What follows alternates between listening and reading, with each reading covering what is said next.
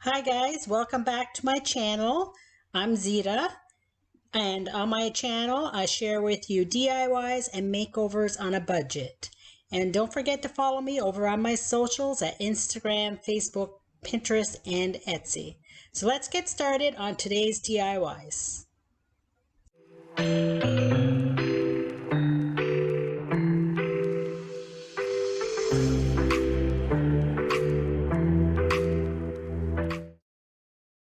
Today I'm going to be making over some thrift store finds where I'll be doing some decoupaging, using some stamps, and also using some IOD transfers. So this first DIY here, I picked this up at the thrift store. It was a little beat up. It's hard to tell in this video, but it was very beat up. So I thought I'll make this over into something more beautiful. I'm going to paint it white. So right here, I tried to get those screws out to take off those hooks, but I could not get them out for the life of me. So thought I'm just gonna paint around it and it'll work out. And if any paint gets on the hooks, I'll just scrape it off, and it worked out fine. So first I'm removing all the backing, and I'm gonna be decoupaging a couple of those pieces. But before I do that, I'm going to give it a few coats of chalk paint. And before I do give it the chalk paint, I'm going to wipe it down and let it dry. So here, guys, I'm using a homemade chalk paint. And if you haven't made homemade chalk paint before, I have a video for that. So I'll leave that in the description box. So I think I gave this 3 or 4 coats of chalk paint. So I didn't want any of that black showing through, and I wanted it to be a really nice bright white. And I did plan to distress the piece back, but instead I used paint for distressing.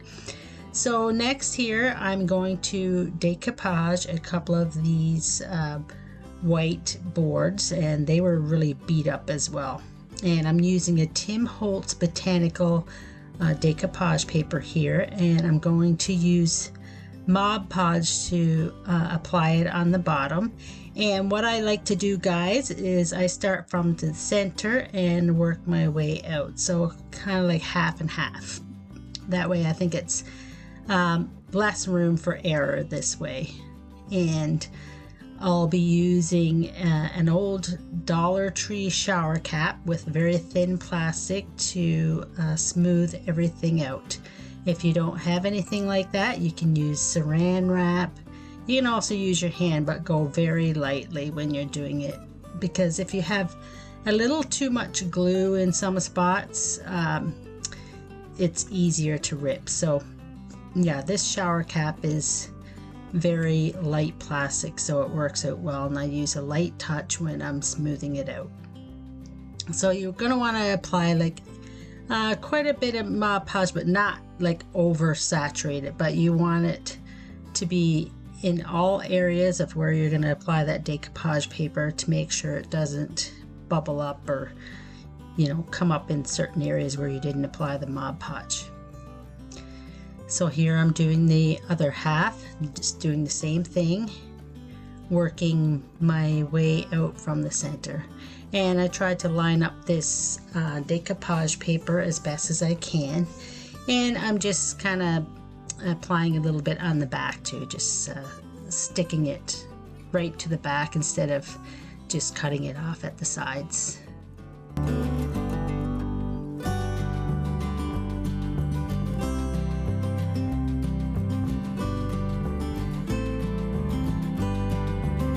Isn't that a beautiful botanical paper, guys? If you haven't tried this Tim Holtz Botanical paper yet, give it a try. And I have a bunch of other videos where I decoupage with this paper as well. So if you haven't seen any of those, I'll leave some in the description box. And right here I'm using a Polyvine heavy duty varnish, and this is in the dead flat, so it's not going to be shiny. It's going to dry in a flat texture or tone, sorry. And after that was dry, I gave the paint a light sanding, and then I wipe the dust away. And right here, guys, like I said earlier, I was going to distress back the piece with some sandpaper, but I thought instead I'm just going to use some paint to distress it along the edges where you would naturally get wear and tear. And I'm also going to do the insides of each of those squares as well, and it turned out beautiful. It looks so nice and crisp with that white, and you'll see coming up here.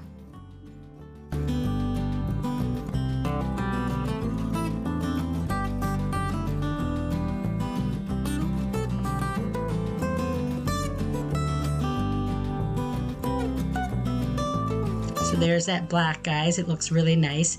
So once I have all that done, I'm giving it some polyacrylic, and that's going to seal that chalk paint in. It's going to make it last longer. And guys, if you have a Lazy Susan, these are great for putting your projects on. You just got to spin it around instead of picking it up. So if you don't have one of those, go to your local dollar store and see if you can find one. This is where I found that one. So it's all dry now, guys, and I'm just gonna put the 2 pieces of those botanical boards there. I'm putting one on each side, and then I'm gonna put the chalkboard in the middle instead of the way they had it in the beginning with the chalkboard at the end. So these are 2 like pin boards on each end that I decoupaged, and then the chalkboard in the middle.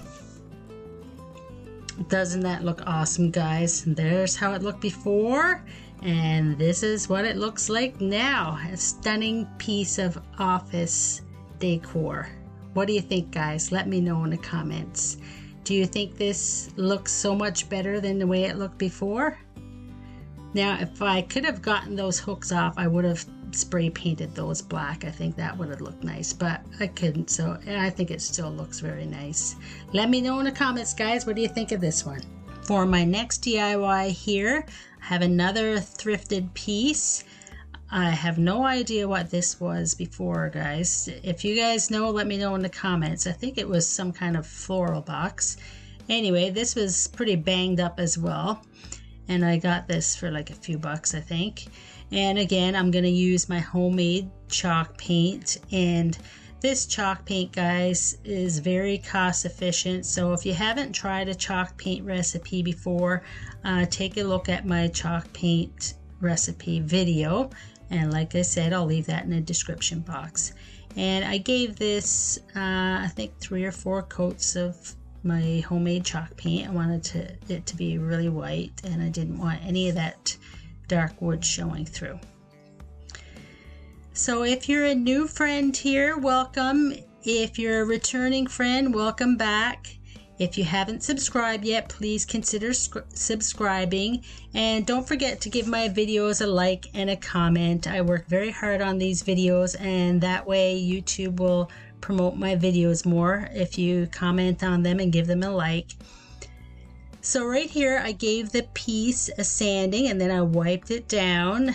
And for this piece, I'm going to use some stamps. I got this stamp on Amazon, and this is a script stamp.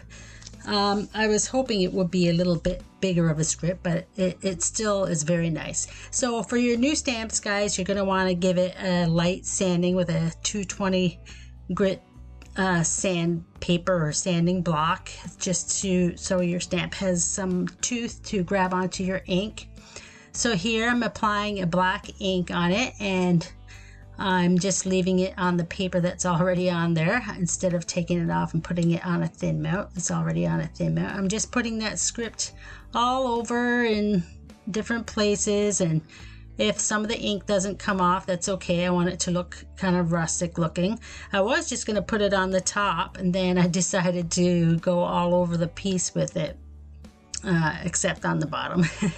I didn't go that far. Yeah, it turned out really nice. So once the script was all over, I let that dry and let the ink, set in place and dry. And then I thought it needed something else. So I was painting something else with this soapstone gray color. So I thought I had some paint on my brush, so I thought I'd give it a try and kind of give it that kind of distressing look, and it turned out really, really nice with that little bit of extra paint on there. It I think it shows up that script more with the distressed kind of look on there.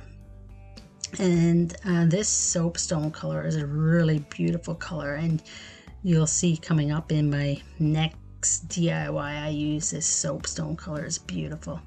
So what do you think, guys? Do you think it looks better with that distressing? So again, I'm using this Polyvine heavy duty wood varnish, and this is not going to give the piece a sheen. It's going to dry flat. And you could also use polyacrylic as well. Okay, so this is what it looked like before, guys, and doesn't that look beautiful with that script? Let me know what you think of this. Now I do want to get a bigger script stamp. I think IOD has one that I'd like to get and try. Let me know if you guys like pieces with script on it. I love it.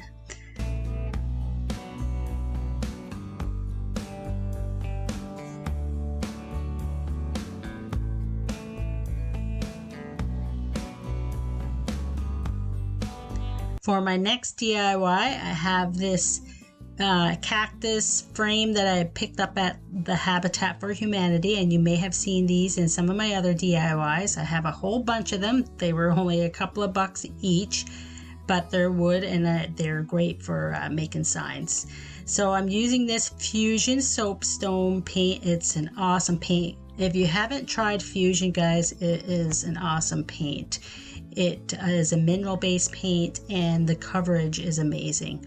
I only did 2 coats on this. I could have gotten away with 1 coat, I think, but I saw a little bit of pink shining through in a couple of areas, so I thought I'll give it 2 coats. And then I used the Polyvine wood varnish on it just to seal in that gray. And now I'm going to distress this piece with some paint instead of distressing it back, because I didn't want to distress it back to the pink. So I'm using some black paint and a little small brush here that will help me get in between those little slats on the front. It's hard to see on there now, but you'll see it in the final reveal once I have this transfer on.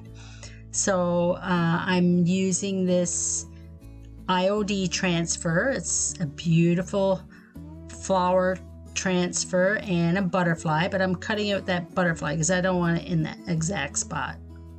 So don't take the backing off, guys, until you have it lined up on your piece and kind of taped down, because once that sticks to something, it may stay stuck. So you don't want to take that backing off until you have it in the place where you want it. So I kind of measured it out and centered it on the piece, and now I'm going to pull the backing off and smooth it out.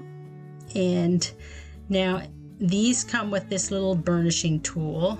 Actually, I think it comes with a plastic one. This little wooden one was in with another set of transfers I had, so I have lots of them laying around now. So, and if you don't have anything to burnish it down with, you can use a credit card or something hard to get it off.